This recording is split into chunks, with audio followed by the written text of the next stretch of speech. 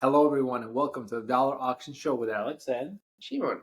it only took us three takes actually, to get this introduction correct, but we are definitely not doing this for the first time. So, And we're sitting on a couch, and Alex's screen is broken in the middle, so there's a big portion of it that I cannot see. it's basically as if we're still on the Zoom, but we're not really in the Zoom. But no one knows it other than us, so we should keep going. What are we going to talk about today? We're going to talk about AI, we're going to talk about Bitcoin, we're going to talk about the NASDAQ hitting all-time highs. There's lots of things to talk about. Well, AI, Bitcoin is good, but let's go. We're going to title this episode, what, Just-isms? Mm-hmm. Just-isms. And why? Why don't you tell the audience why? This is actually an interesting story. Yeah, so the full name is not Just-isms, it's Just-isms. And the it's Just-isms thing is a concept in AI and artificial intelligence that basically anytime we have a big breakthrough in artificial intelligence, there's a cohort of people that basically say, oh, this is not a breakthrough. It's just a camera that can identify a cat. So and the more that the interesting thing about this is that the more that artificial intelligence improves, the more you can just write it off by saying, oh, it's just this, it's just that. So that's where the term comes, where it's justism. And my question to you, Alex, is what is the level of artificial intelligence where people will say, okay, that's not just whatever, it's actual intelligence? That's a good question. I don't know if there is a level. Maybe there's no level. Maybe it's just isms are going to happen all the time. I mentioned this to Shimon. The way we stumbled upon this before I answer the question fully is I was at a AI conference in DC, and there were some government officials from a certain state, just to protect the innocent. Nebraska, and and he was basically saying he was responsible for data visualization of that state, how much taxes they take in, what they spend on public programs, etc., etc. And he was saying, oh, well, this AI stuff, it's all overblown. It's just large language models that are, on steroids. And I was telling Shimon, it's like, sure, you can say that, but then you can say the car is just a faster horse. And inevitably, through any change in technology, it's just really a shame that there's this part of the market that talks about, it doesn't see the potential and just talks about, oh, it's just this on crack, it's just that. And I think people do it actually to sound smarter, like everyone else is looking at this shiny new ball, but you, Mr. Cool and Smart, it's kind of like the curve of the midbrain versus the big brain versus the low brain, or whatever it's called. Like, you're so superior to it that you're just discounting it all. And I think actually these people miss a lot of the technological trends. These are the same people that are missing Bitcoin, and they've always talked about how it's a fluke and there's nothing, it's a Ponzi, or there's nothing behind it. But forget, like, not Bitcoin specifically, not that we're talking about Bitcoin, but just they miss a lot of technological innovation and change because it's so much easier to discount, kind of be counterculture. Oh, you're too cool for school to actually be excited about something new. But I was supposed to answer a question. What's going to be the breakthrough in AI? I don't know. So in that episode about the It's Justism with Demis Hassabis, by the way, it's a podcast I really recommend. It's called the Warkesh podcast. It's a very kind of sciencey, not like mass consumption thing, but he said, yeah, like every time we've had a breakthrough, and especially OpenAI, for example, they said, oh, no, sorry, not OpenAI. What was the name of the AI company acquired by Google? DeepMind. So they were like, oh, chess? Of course we could beat Garry Kasparov. It's just a tree of possibilities, and a computer can run across all these possibilities. But Go, that's a game that has been played for thousands of years, and no computer can. And then once the computer beat the best Go player, they're like, oh, but Go has fixed rules, and the board is fully visible and all. So that's it. They always come up with the next thing where they're like, it's just like this thing. So I just think, in that podcast, they reference Alan Turing, who's the broke the Enigma code, won World War II pretty much for the Allies, a genius. And he came up with the Turing test to basically determine is the other person or is the intelligence, actually intelligent. And he basically said if you can chat with somebody, right, and you don't know if it's a person or it's a computer on the other side, that's the sign of intelligence. And then on the podcast, they said, okay, now we're pretty much there with ChatGPT. So you can keep making the test more and more hard tasks. But then the question is like, okay, yeah, no matter what level of intelligence an AI achieves, you can always come up with a harder test that intelligence cannot pass. For example, you can say, oh, if this intelligence cannot embody a girl robot and make Brad Pitt fall in love with her, then it's not real intelligence because Brad Pitt fell in love with real human females. And so as long as the AI can't do that, it's not real intelligence. You know what I mean? So you can always push the envelope. Basically, Westworld. We need to get to Westworld. Well, even Westworld, you have these edge cases there of like, how do you know? So I just think whatever the achievement is, you can always come up with a reason for why it's not quote unquote real intelligence. We were talking a little earlier, and I want to bring this up for the listeners about tokenization of words and predicting. You have 1, 2, 3, 4 words predicting the fifth word, and that is intelligence. Can you explain tokens and finding the next token? What that means? Well, I'm just going to say, so I'm not a computer scientist, but I've heard this criticism, which is like, oh, all that ChatGPT does is if you give it 4 tokens, it predicts the fifth token. And so like when you ask it a question, right, there's a reason why it doesn't just all appear at once, but why it's like slowly populating it, because like you take the existing tokens and then you generate the next token. So that's called the next token model. And then you have a lot of like theory behind how many next tokens or stuff like that, or how much do you retain in memory. That's a big discussion. Again, I'm not a computer scientist, but my point is, if I put my strategy consultant hat, I would say we will always be able to challenge whatever solution comes as not complete versus humans. But then the question is, what's the economic value of that solution? If you have a solution that can be a answer support call for Verizon at scale, what is that worth? Huge. It's worth a lot. And so it's interesting to think about what's intelligence or not. Can you predict the next token? Shimon, actually, before we get to Verizon, talked about how, look, when you're conversing, he used an example of courting his wife. If you're trying to court a partner, you are trying to predict the next token to say, the next word or words to say to get to some other outcome. And I mean, this is a scenario that anyone can relate to. When I'm going to any kind of business scenarios, like business development, but flirting, right, or any kind of friendship making is all about, can you identify with the other person, right? And what do you say?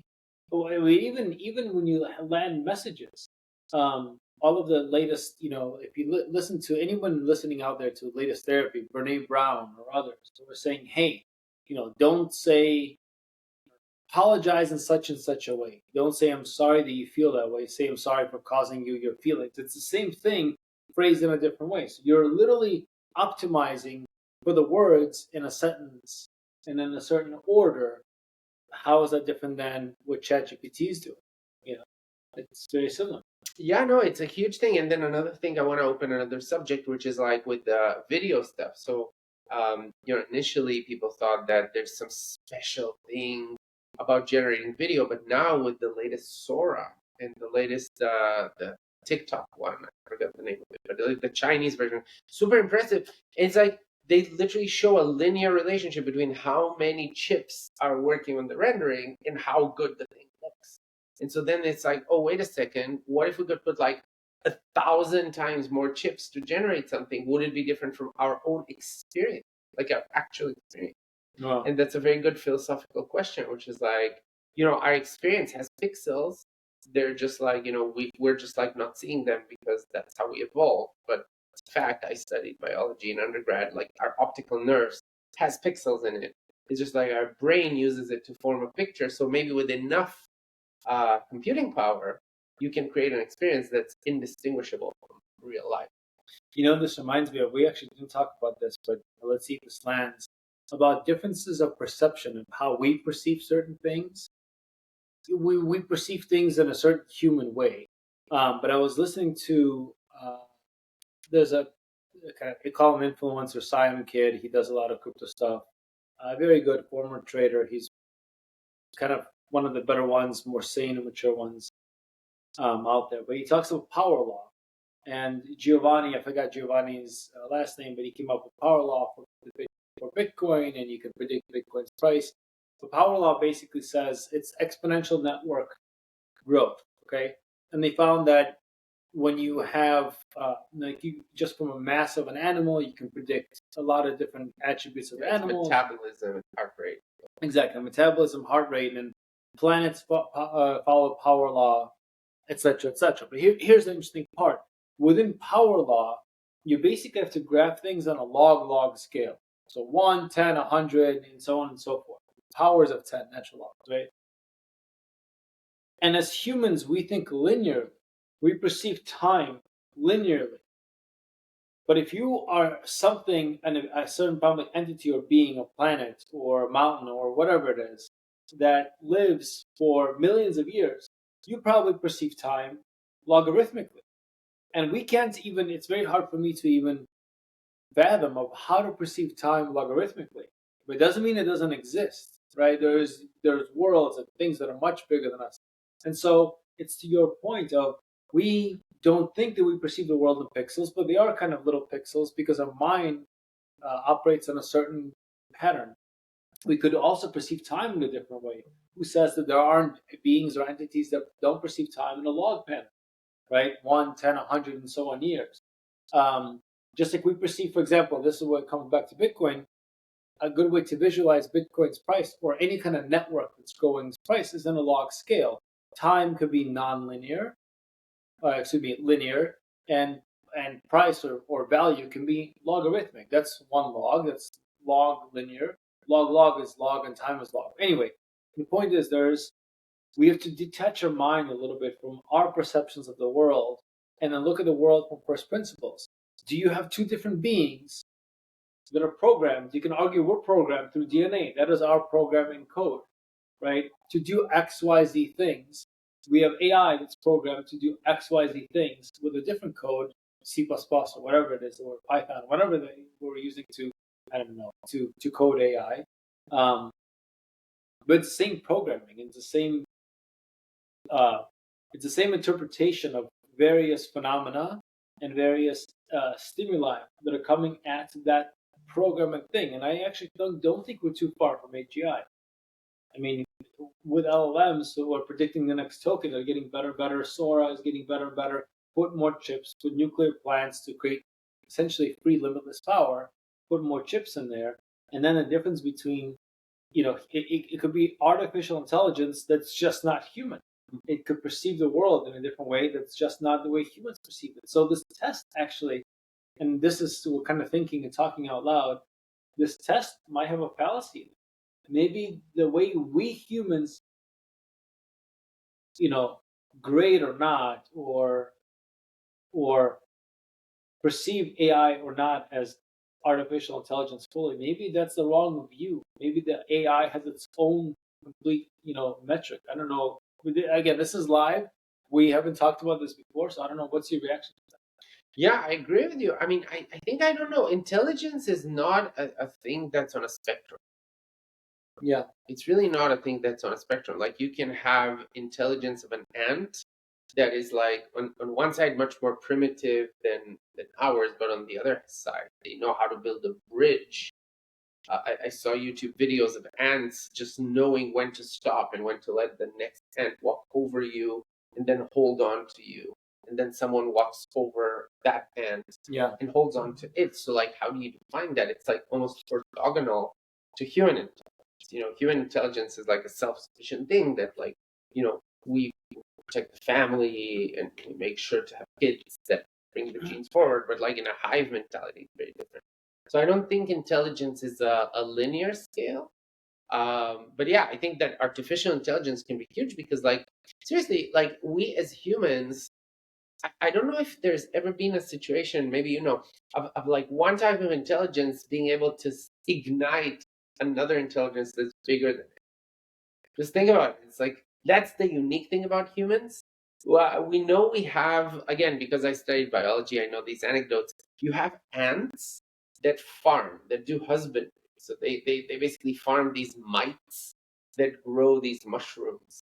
And so they know how to like enclose them with almost like a fence, and the mites like grow the mushrooms and clean them. And then the ants like give them enough to survive, but also eat most of it. So that's a type of intelligence that's pretty cool. You look at New York City, right? That's a type of intelligence. It's like amazing. Who built New York City? You know, it's very complex. I don't think a computer can replace us, but I definitely think it can make us obsolete in the sense that we're not needed anymore to sustain ourselves. But I don't think that's a bad outcome. I think if humanity can exist without needing to work hard, that's not a bad outcome. What would that look like? Well, I mean, you could make the case that we're currently here. We've spoken about this maybe on the podcast, but like a homeless person in San Francisco has a better life than a king 1,000 years ago, just because he has a smartphone that can access in the public library. He has electricity, he has Wi-Fi, he can access all of the world's knowledge, which a king 1,000 years ago couldn't do. So you could make the case that we are kind of advancing, but like the gap between the top and the bottom is widening, or not widening. I don't know. But basically, there's a gap between the top and the bottom, but the bottom is improving. I don't know. What do you think in terms of like super intelligence, like 1,000 times more intelligence than we currently have today? What would that look like? I don't know. I think on a micro level, it would replace a lot of. I think most white collar workers have never experienced the replacement that we're going to see. We're going to see a replacement of lawyers, of doctors. I think it's going to be, the emphasis is going to shift towards jobs that are more empathy, that right now have what, AI doesn't have: empathy, feelings, emotion. Nurses stay, doctors go away. Radiologists and people reading, X-rays or CT scans, interpreting that goes away. You can have a chest X-ray, you put into the app, and the AI will read all of it for you. And probably much more accurate with higher predictability. I think we're there. I don't know. I think we're gonna have to be on some sort of universal basic income. Like, people would need to do. Well, I don't know what we're gonna do all day, or we're gonna shift completely into evolve as an economy, evolve as a species into, I don't know, new problems. Like before, we had to produce, we had to go hunt. We don't need to go hunt anymore. Yep. Because we now have farms and you can just get your meat from the grocery store. Nobody says, "Hey, Shimon, I'm hungry. Let's go kill squirrels outside." Because we don't, or elk. We can just go to the store and get it. So maybe a lot of basic functions will be done for us, and we move up to doing something else. I don't know what that something else is. It's very hard to conceive. I just think it's going to be emotionally led. And there's something to be said about the human touch, about being next to each other, about feeling that energy. And then, I don't know, maybe all that spirituality and, Kabbalah and all the different spiritual teachers are right. Maybe there's some sort of human energy that flows between us that there'll be an emphasis on. And you're not going to see that energy between you and your AI robot, because your AI robot girlfriend, who can do whatever you want, whenever you want, and be exactly how you want her to be, will get boring. You're like, I think for humans, we need some sort of challenge. And my ideas are kind of a little bit all over the place, admittedly, but I'm just reacting to this in real time, and it's hard to conceive of a world where your work, you don't need to work. Then it's like, what do you exchange your time for? Because what we're doing at work, we're exchanging time for money. We're getting that money so we can have leisure, right? Or do relax or buy certain goods. If we no longer need to exchange our time for money and our money just comes in, or we need to exchange our time for something else, not to get on the metro or get in your car and drive to work and then get into the office and then do spreadsheets and so on and so forth, then what? Yeah, no, it's a very good point, because also like the idea is like a lot of the stuff that we do that's not work serves work, right? Like the 12 years of education, Yeah. it's so you can get into a good college, and you want to get into a good college so you can get a good job. You want to get a good job so you can like have enough money so if anything happens, you're safe. But like, I think all of this will change. But you know what? I'm thinking about this. Maybe to predict the future, we need to take a page out of like social. If you're born into a wealthy family, what do? You go to parties and you know people and you make connections, right? That you're a socialite. Paris Hilton, she never needed to go to a good college at a good school to get good grades to go to a good college. She got a good job, and that's a very worker kind of mentality. We have this mentality. We're both immigrants. Our parents had this mentality. It was all about come in, learn, study, do well. But if you have it all, if you're a kid of the world's, call it richest man or richest woman, what do you do?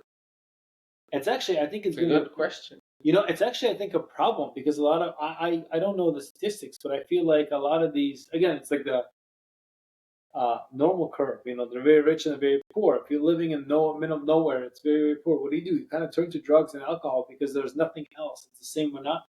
And I think if you have everything in the world, a lot of the children of the rich, I think, have mental health challenges. And again, I'm stipulating here, but I'm pretty sure this is true. You have everything you want. When you can't get to anything, or you can get to everything, everything loses value and meaning. You don't have value anymore. I think humans fundamentally need value. You need to overcome something, achieve something yourself. Then you feel good about yourself. You feel a sense of accomplishment. And if everything is easy for you, just given to you, you lose that feeling of accomplishment. And what are we going to do? I don't know if I agree with that.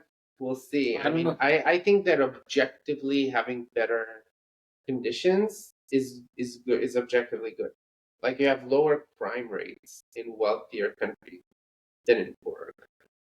So I'm not sure I agree with the fact that if you have everything, because like you can always want more, right? You can say I want to go to Mars, and a ticket to Mars is like $10 million, and so okay, I need to like work at SpaceX. But you're assuming we can go to Mars. Well, yeah, I know. So my point is that we will always have this next thing that is not accessible to everybody. Whatever the technological advancement is, you always have the frontier. I mean, at my job, I work for a company called Unchained, and we called our podcast the Bitcoin Frontier because we want to explore not the stuff that everybody else is talking about, but like a frontier topic, which is like how Bitcoin interacts with something else, like with art, with like whatever. And so I think that's where we're headed because, like, if you compared, like, I don't know, the Bible, I had the misfortune of having to study Bible, and because in Israel, I grew up in Israel, and in Israel, even if you're secular, you have to study this. And so, like, people in the Bible are just concerned with getting stuff to eat. That's it. That's like 90% of the Bible is like, how many sheep do you have, and how many kids do you have, and do you have enough sheep to give to your kids so they can like multiply and have enough. You know what I mean? And so we're above that. Like we as a society do not worry about food anymore. In the words of Yuval Noah Harari, you're more likely to die of too much food than of too little food these days, and that's fact. More people die of obesity and like diabetes than of starvation. And so, okay, great, we've reached that. The question is, can you unlock these things for every level of achievement? You know what I mean? Like maybe you're right. Maybe I changed my mind. Now I'm thinking about what you're saying. It's just like a shift of the demand curve. You're just going to before you cared about food. Now everyone can get food, so people are like, "Well, we're not going to do anything, and no, we're not going to hunt together anymore." Now it's the next thing. So maybe when the AI takes care of whatever the dimension and paradigm we have now, we move into a new paradigm. I mean, that's interesting. Or we spawn off a new species. In the AGI, if you're an AGI and you can quickly figure out everything that's done on Earth, why wouldn't you leave and go to a new planet and see what's out there? Yeah. Why would you stay here? No, that's the concept of singularity, which is like at some point when intelligence becomes big enough, it can create more intelligences that are also big, and then it spins out. I think we don't know. What's interesting to me is to know how do we at least make this world, or this like Earth, harmonious. And I think we have a lot to do, but not too much actually. Like if you wanted to say solve climate change, clean up all the pollution, and feed everybody, and make sure that everybody can have like 2.5 kids. Nuclear power plant. No, seriously. I'm saying we have all the technology to do it. So like I was just thinking, I'm 41, I'm thinking what should I devote my life to? Anything that advances humanity on this planet can still even without discovering anything new. So like even with the current technology, just like building stuff and making sure it's adopted everywhere. Both of us are working with several governments, to have like crypto and Bitcoin legislation. This is basically incremental things that can make things better for everybody within the current scientific paradigm. Yeah. I think there's a lot to do. Like we're not perfect, right? There's Look a at the lot war to in do. Gaza, the war in Ukraine. There's so many wars, there's so many problems that if we just solve these problems, I would be proud to tell my grandkids that I helped. I mean, if we as a humanity solve these problems and I had a small part in that, I would be proud. For sure. But that's to my point. And, maybe I was wrong about saying that we will be stuck in the same valence level, if you will. But I think humans need achievement. Humans need to feel like you are talking about. We want to achieve today's problems, and you would be happy if you had a small part. You achieved something. Yeah. Yeah. Well, we talked about AGI. We talked about achievement. We talked about it's just this plus it's justisms. Well, I just wanted to say another thing about AGI, which is like there's the algorithm being able to say something, but then there's also the ability for people to act on it. Because if you think about it, look at government, for example. We know that a democracy is the most efficient form of government. But most of the world, I think, is not democratic, last I checked. Yeah. Most of the population. Well, just China. Well, India is very democratic. China is not. Well, I mean, out of the 8 billion people, Yeah. I think last I checked, more than 50% do not live in a place where they have freedom of speech and whatever currency that you can move everywhere. Well, currency, yeah, that's for sure. Well, that's democracy, right? Freedom of speech, currency is speech. India, democracy, but I think India, Europe, US, but then you have a lot of countries. But India is capital control. Yeah, exactly. So my point is, there's a lot of stuff, even after we discover something. So even after we have the AGI, first of all, you'll have robots. The robots will be expensive, and they'll start replacing jobs only in certain markets. It's going to be crazy. It's going to be, the next 50 years are going to be very interesting. It's an interesting point. Robots are going to be expensive and will replace jobs in certain markets, meaning the Western markets first. Yeah. Actually. Yeah, of course, because if you can hire someone for $500 a month, just work for you, not stop. I don't need Optimus, the robot. I just need a bunch of people. No, it's we're definitely in interesting times, and what feels super interesting, I think now is that I don't know, if we lived in the 80s or the 70s, there was change for sure, but not you have fax to phone. I guess phone to internet in the 90s. Internet was a big change, but call it the 50s to the late 80s. Was there actual real? There was change. We've introduced new better planes, but there wasn't any kind of step change. Nobody HEI and AI. First of all, blockchains, right? There's the concept of Bitcoin and blockchain, major, internet, major, portable computing devices, and telephony, portable telephony, major, AI, monumental. We're living in times autonomous vehicles and again kind of AI, image recognition, camera recognition, monumental. We're living in times where the change is happening so rapidly all at once. It's just quite interesting to live now. It's quite interesting. I mean, I have a almost 3-year-old daughter and a son that's 4 months old, and I have no idea what world they're in. Yeah. Legitimately, when they're 18, I have no idea. It could be a communist world of a universal basic income here in the States. Because who knows, the debt is piling like crazy and everything. It's just really, really hard. So I don't know. I wonder if you have any ideas on what are the things to focus on. I mean, I just think that I saw a tweet where it's computer science for the first time passed, I think it was in the US, more people are getting computer science degrees than all of the humanities. And people said it as if it's a bad thing. I was like, that's a great thing because like computer science can be a much better way to explore humanities.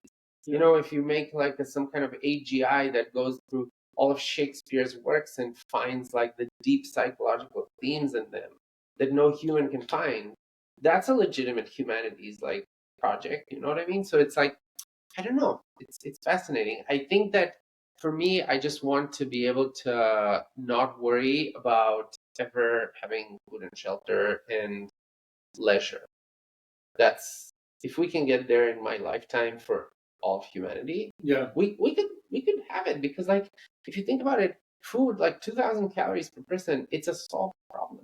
Just get uranium, use it for fission, and use the energy to grow food, to make fertilizer and grow food and have self-driving like tractors and harvesters. Like it's a solved problem. This is an interesting point about kind of where you invest resources. Because you can take this and say, well, it's a solved problem in the West, and nobody's going to take that upon Africa because the payback isn't there. But over the long term, when the cost of these things fall, the payback will be there. And I think it's okay for things to have a payback, to say for X invested, it's not for charity. It's, I want to break even or higher, then I get certain back. The other aspect you brought up, where are we going to go? I talk to my kids all the time. They're older than yours, but I don't even know how to steer them. When we were growing up, or our parents, or even our grandparents, it was go to school, get good grades, call it a doctor, accountant, lawyer, and engineer. You're probably safe. You're going to get a good salary, earn your salary, work hard, stay in the same company. Make your boss look good. You will have enough money, and then you can retire. It was a predictable path. I feel like I'm lost in a lot of times in terms of, we talk about this all the time. At a certain level, where do you take your career? It becomes very amorphous. With AI and AGI, before I was thinking, okay, go to school, learn Mandarin. Okay, that's yesterday's narrative, and it's proving to be wrong. Go to school, and we talked about this. Don't go to college and hire a Google engineer to come to you and privately teach your kids how to code. That's gone too, by the way. I coded today in 2024 an AI, and you're writing prompts in English. AI assistant will do this when, in response to human's query, human will ask the assistant to do XYZ. Assistant will write in long sentences, but no more than whatever words in this tense, etc., etc. You're writing a paragraph. That's just, you need to know how to structure paragraphs. So then I was thinking, okay, AI querying engineers, when the kids need logic. Sure, everyone needs logic, but do they at some point when they're older, won't it be so logically driven? And the iteration cycles are becoming shorter. From airplane, from the Wright brothers to a jet, I don't know, 50 years, I don't know how many years, but it was a while. From iPhone to iPhone, from AI to now to from AI to creating movies in AI, 1 year. 1 year. I mean, this was Ray Kurzweil's big insight, which is like the reason why it's accelerating is because you use the last technology to create the next technology. Like once you invented a computer, you use the computer to invent the internet. Once you have the internet, you can use the internet to design the iPhone. You know what I mean? Like once you have the internet, you can have like outsourced people in India doing a lot of work for you on the iPhone. Once you have the iPhone, you can have even more. So like, once we have intelligence, it's pretty exciting. I mean, I don't think I've ever been that excited. It's also like you look at Bitcoin and stock markets, and they're both like all-time highs and stuff. But in a sense, it makes sense because like, what does all-time high mean? It means that it can create. If you give it $1, it brings the most out of this dollar versus any time in the past. And that makes sense. If I give the Nasdaq $1, if I take my dollar and I give like 10 cents to Google, 5 cents to Apple, whatever, I can definitely get more than in the 80s. So it's almost, are we at the singularity? Do you think we'll experience the singularity within our lifetime? I mean, we're getting close to it. We're getting super close to something like, again, I think we're probably 5-10 years away from some seriously, we have non-government money. What do you need? What do you need in terms of to create the ultimate technological breakthrough? Cheap energy. Yeah. Exactly. Cheap infinite energy, which is nuclear. We have it, and we know how to make small cell nuclear now, right? Yeah. And with AI, we can do both fission and fusion. Even without, that's what I'm saying. Even without any breakthroughs in technology, we can just build 1,000 nuclear power plants today. Yeah, you need a medium of exchange that's not controlled or manipulated. We have that with Bitcoin, right? You need to learning models that can recognize the world and learn on each other. We have that with computer vision and AI. But you don't need emotion, by the way. I mean, not as an MVP. Maybe in some point in the future, but just to learn about itself, you can have a purely logical machine. What else do you need? Should be connectivity. We have satellites. Yeah. Global. We have satellites and underwater cables. Global connectivity. Like, connectivity is probably the weakest link if you think about it. But with Starlink, yeah, with Starlink and others. So I am actually having a moment now listening to you speak. It's just like I felt about Bitcoin in 2016, but just about technology in general, because I'm like, holy shit! Like this is such a inflection point. Yeah. I saw. Okay, this is not safe for work joke. So if you have any kids, muted. But I saw something really funny on Twitter where someone who liked NFTs, someone was dunking on him and saying, haha, I right-click saved or I screenshotted your NFT. And the reply was like, well, I 3D printed your like face and like used it to masturbate, so you gave me a blowjob. Yeah. And it's like, okay, but in a sense that could be within our lifetime, like you could see someone and you could create a replica of that person that feels exactly the same, that acts exactly the same, and you can do whatever you wanted with them. How crazy is that? That's the last frontier of the uniqueness of our personality. But if you can ingest, let's say, take your favorite Hollywood star, we're not going to name names, but like you could ingest all their movies into that robot. And the LLM could predict the next token and how to react to you specifically. The crazy part is it's insane. It will know you for sure. And then the crazy part is we kind of have it now. That you see this with Sora, the new AI tool. You take an image, a reference photo, a non-movable photo, and it creates as opposed to a movable photo. Well, yes, Apple photos, the live photos. There are movable photos, sir. But it takes a photo, a picture, and it makes it into a movie, and it like in the style of whoever you code it to be. And I sent it to you. I don't know if you've seen it. There was one where they did it with the Mona Lisa, and your Mona Lisa comes to life, and she just starts talking to you, and it's mind blowing. And this is 2024. In 10 years, especially when we have organic, we can develop organic kind of matter and print organic matter, which we can already. We can print food. So again, it's not too far off. Wow, we're going to be in a place where you can literally, I can take Shimon, I make you a Shimon number 2 that perfectly jives with my personality. Hey, watch your mouth with what you say next. Yeah, exactly.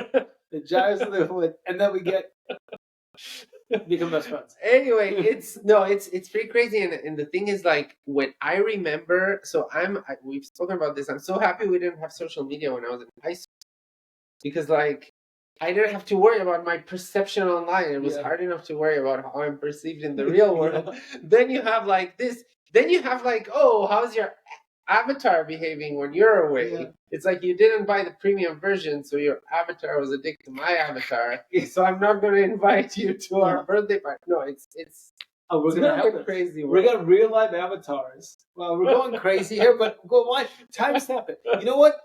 To our this credit, is the purpose of this podcast, to timestamp our predictions, and then when we're right and Bitcoin is at 62K. 62K, yeah. By the way, 3 years ago, we said, we had this whole thing where you and I were talking, and on the pod, just like we're having a moment now, we said, you know what? We're going to sell the S&P 500. We both did it. And we double leveraged the NASDAQ. And we were proven to be right. Yeah. It was exactly right. And right now, when we look at the stocks, somebody's showing all these charts, how bad it is. The S&P has grown, 15%, and it's like this kind of line up, and then the S&P 430, 493, and the Magnificent Seven are up here, and everything else is below the line. Yeah, of course, because nobody cares about General Mills, but they do care about General Mills creating better and better cereal with smaller or slightly larger margins in a marketing involved. Like we went to Kellogg. It was a great marketing school. God bless you, our classmates. We're not saying anything bad, but there are people like at General Mills trying to market the cereal, and it's an important job. It's just not a job for us. But we're coming up with AI that's monumentally changing, right? The ball game. So of course the Magnificent Seven are going to get the vast majority of the value because there's value there. Yeah, and I think it's a complete red herring, the Magnificent Seven, because in 1900 you also had your Magnificent Seven, Standard Oil or whatever. Titans of their Yeah, exactly. So it's like just saying that's why I love investing in indexes, because you don't have to guess these guys ahead of time. It's true. You just get to benefit from them. But yeah, no, it's going to be very interesting. Let me ask you, what do you think would be the biggest kind of challenges in the next 10 years as artificial intelligence more and more? To me, it's very evident. And maybe this is a good transition to we're coming up a little bit on time here, but good transition to the next episode. I think it's emotional connection. I think with social media, we're losing that human connection, and it becomes a problem. We have a lot more. I think we have a much bigger mental health crisis than people are willing to admit. The Western culture has outsourced this capitalist individualism to the world, and more and more Eastern cultures are picking it up, becoming more American. But Americanism has its flaws. There's not a lot of family values. There's values on individual ingenuity and individual achievement, and not on a community. And I think humans are ultimately very communal creatures. And so I think it's going to be a challenge of, can you put on your VR glasses and be in this world and feel a community with avatars and with your friends? Like my kids are all on Roblox and on computers. I used to be on bikes outside playing with friends. I don't know. What do you think? It's a really good question. I think a lot. I think a lot about it. Really good question, sir. Well, no, I'm just thinking because it's not trivial. I don't agree with you. Yeah, you're absolutely right. Because I think every generation has this thing, right? Like I saw a really powerful meme, which is people in the subway all on their iPhones, right? And then you saw a picture from 100 years ago. Newspapers. And you can see 20 years from now, we will have their goggles. Yeah. Does that mean that we're changing as a society? I mean, in a sense, yeah, but in a sense, no.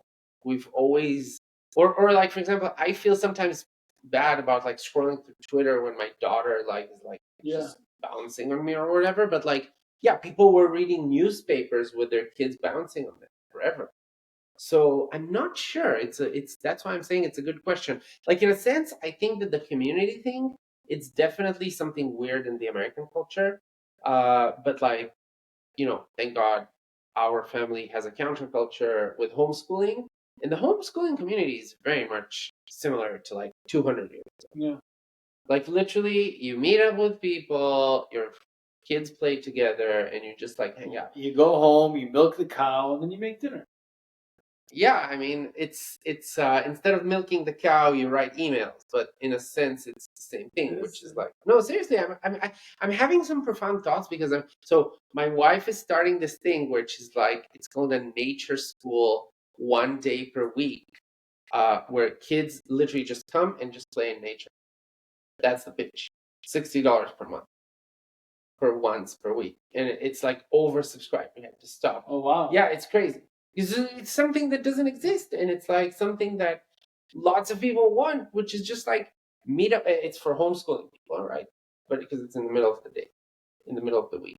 But I think the more technological you become, we can spend more time in nature, but that's fine. We have enough nature. There's one thing that I wanted to bring up on this podcast. I don't know if you know. Have you ever seen one of these images of all the satellites circling Earth and how it looks super crowded? Or all the planes in the sky where it looks super crowded? It's complete bullshit because the icon of the plane is 10,000 times bigger than the actual plane. So, like, in a sense, it's dots, and it's the same with the satellites. It's like you can shoot a satellite in space. It's not going to hit another satellite just because of the chance of it. Yeah. So I think it's the same in the sense that kids can play with each other, even if we all have VR, even if we all have AGI and stuff. Kids can come together and play in their neighborhood. I don't see any problem with that. Yeah. Just the fact that everybody's hyper connected doesn't mean that it comes at the expense of I think the commute. Elon Musk had this really cool thing when he spoke about the Boring Company. The Boring Company that digs tunnels. And he says it's a complete design flaw that we live in a 3-dimensional building, and our office is a 3-dimensional building, but our commute is 2-dimensional. So of course we'll have traffic. If everybody needs to move from a 3-dimensional space to a 3-dimensional space all at once, on a 2-dimensional space, of course it's not going to work. So it's stupid. So in that sense, I think COVID was very good, where it has people working from home. No, seriously, I'm not joking. Has people, I think we're evolving as a society. Imagine having to go to a factory and sit at an assembly line all day long and just like screwing a widget into another widget. That's what most people used to do 150 years ago. Yeah. So like that's how people will look at our sitting by a computer sending emails 150 years from now. These idiots, they have to sit there and Seriously, type the email sit there, you read an email, and you type the response. What idiots! Put the AI on it. Yeah, just put the AI and it just asks you, do you want to be friendly or combative? Friendly. Boom, that's it. That's true. So basically what you're saying is that AI, it's just like email, a little fast. That's exactly right. Close the loop. Well, Shimon, I guess future world next time? Yeah, we didn't speak about sex robots. Sex robots. We should do a whole episode on sex robots. The world is your oyster. No, but seriously, I want to hear from you guys what I've been getting some really good, some of our friends that went to business school with us sometimes reach out to us 12 years later and was like, oh, we really loved your thought about this one particular topic, which actually happened. I don't know if I told you about it. I'll tell you about it after we finish recording. But my point is, please let us know what you think. And we're trying here to have a balance. We really love Bitcoin. We really think it's the biggest thing happening right now. But AI now is catching up, in VR for sure. So let us know what you want to hear about, and we'll try to listen to more podcasts to educate ourselves and humor you. Sex robots. Ding. Thank you, Shimon. Thank you, Alex. It was a pleasure. We'll see you next time.